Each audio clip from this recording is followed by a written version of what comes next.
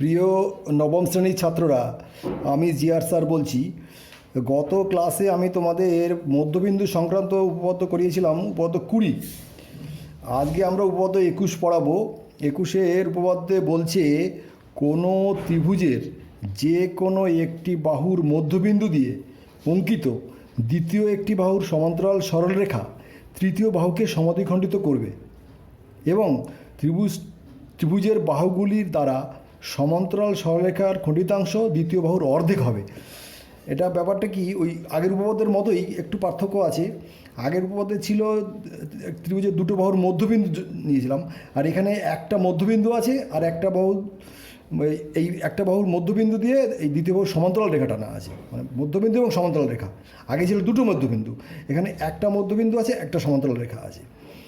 ধরি A B C ত্রিভুজের এই এ বি বাহুর মধ্যবিন্দু ডি দিয়ে অঙ্কিত, এইখান দিয়ে আঁকা হচ্ছে এই বিসি বাহুর সমান্তরাল সরলরেখা,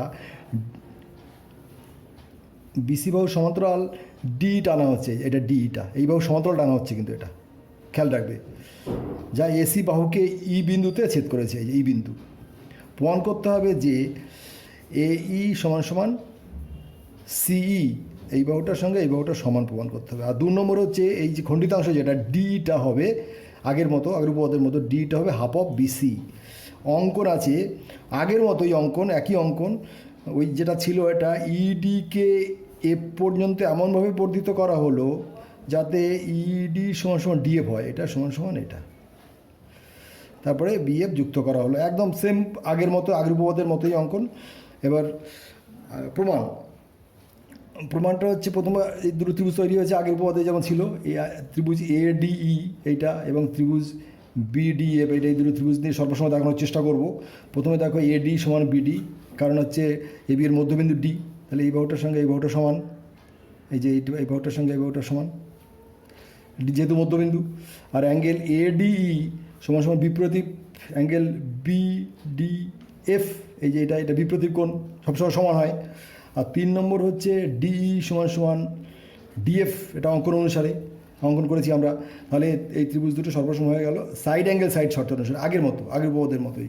যদি সর্বসম হয়ে যায় সঙ্গে সঙ্গে আমরা বলতে পারবো এই সমান সমান বিএফ, সর্বসম ত্রিভুজের অনুরূপ কোণ, কারণ এই বাহুটা এই বাহুটা সমান, কারণ এইটার কোণটা, এই কোণটা সমান, এই কোণটার বিপরীত বাহু এটা, এই কোণটার বিপরীত বাহু এটা, সেই জন্য এ ই সমান সমান বিএফ। পার্শ্বে ব্র্যাকেটে লিখবে সর্বসম ত্রিভুজের অনুরূপ কোণ। এবং অ্যাঙ্গেল এইডি, অ্যাঙ্গেল এইডি এই যে এই কোণটা সমান সমান অ্যাঙ্গেল বিএফডি, এই যে এডি, এই যে এটা, এই যে এই দাগটার, এই ভেদকের এই উপরের দিকের এই কোণটা, আর এই দাগের এই নিচের দিকের এই কোণটা হচ্ছে অ্যাঙ্গেল এইডি, আর এর নিচের দিকের কোণটা হচ্ছে অ্যাঙ্গেল বিএফডি।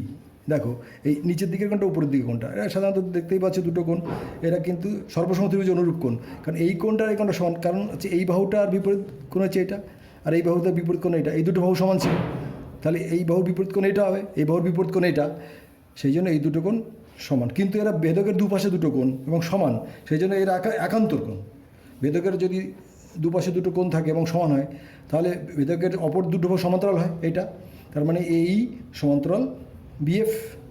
আর এইকে যদি বাড়িয়ে দাও তাহলে সি সমান সমান সি সমান্তরাল বিএফ, এই সিটা বিএফের সমান্তরাল হয়ে গেল। আবার ইএফ বলা ছিল, এটা খেয়াল রাখবে কিন্তু, এই চতুর্ভুজটাই কিন্তু আমরা সামান্তরিক দেখানোর চেষ্টা করব আগের উপপাদ্যের মতো, তার মানে এই বাহুটার সঙ্গে এই বাহুটা সমান্তরাল হলো। আর আগে বলা ছিল এই যে ইএফ সমান্তরাল বিসি, যেহেতু এই যে ডি সমান্তরাল ডি বিন্দু দিয়ে বিসি সমান্তরাল টানা হয়েছিল, ডি সমান্তরাল বিসি, সেই জন্য ডিটাকে বাড়িয়ে দিলে হচ্ছে ইএফ সমান্তরাল বিসি। তাহলে এই বিসিইএফ এই চতুর্ভুজের এই বাহুটার সঙ্গে এই বাহুটা সমান্তরাল হলো, আর এই বাহুটার সঙ্গে এই বাহুটা সমান্তরাল হলো, সেটা তার মানে বিসিইএফ এই চতুর্ভুজটা একটা সামুদ্রিকে পরিণত হলো। সুতরাং বলতে পারি বিসি সমান সমান ইএফ এবং বিএফ সমান সমান সিই, এরা হচ্ছে সামান্তরিকের বিপরীত বাহু। সেই জন্য যেহেতু সামান্তরিক হয়ে গেছে এটা বিসিইএফ, সেই জন্য এর বিপরীত বাহুগুলি পরস্পর সমান। কিন্তু বিএফ সমান সমান বলে দেওয়া আছে বিএফ সমান সমান হচ্ছে এই, আগেই আমরা প্রমাণ করেছি এই যে বিএফ সমান সমান এই, এই যে বিএফ সমান সমান এই দেখো এখানে আছে বিএফ সমান সমান এই, আর তাহলে বিএফ সমান সমান এই, বিএফ সমান সমান এই, আবার বিএফ সমান সমান সি, এই বিএফটা এই সমান আবার বিএফটা সি সমান, তাহলে এই সমান সমান সি, এই সমান সমান সি প্রমাণিত এক। আর বিসি ইজ ইকুয়াল টু হচ্ছে ইএফ সামান্তরিকের বিপরীত বাহু, আবার ইএফটাকে দুইবার ভাগ করা হচ্ছে DE, DE plus DF, DE plus DF, D থাকছে ডিএফের জায়গায় ডি লিখছি কারণ ডিটা মধ্যবিন্দু প্রমাণ হয়ে গেছে, এই ত্রিভুজ দুটো সর্বসম, সেই জন্য এই বাহুটার সঙ্গে এই বাহুটা সমান, তার মানে ডিএফের জায়গায় ডি লিখলাম, ডি যোগ করলে 2D, অর্থাৎ ডি এই টুটা এদিকে বিসি নিচে চলে আসলো, D equal to half of BC, এটা প্রমাণিত।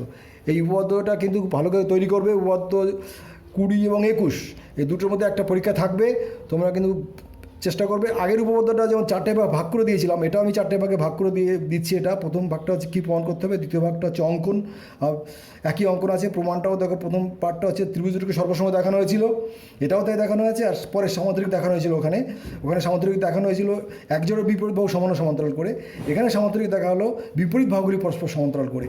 এইভাবে 4টে স্টেপে ভাগ করে মুখস্থ রাখবে, ঠিক আছে, কোনো অসুবিধা হবে না। Thank you.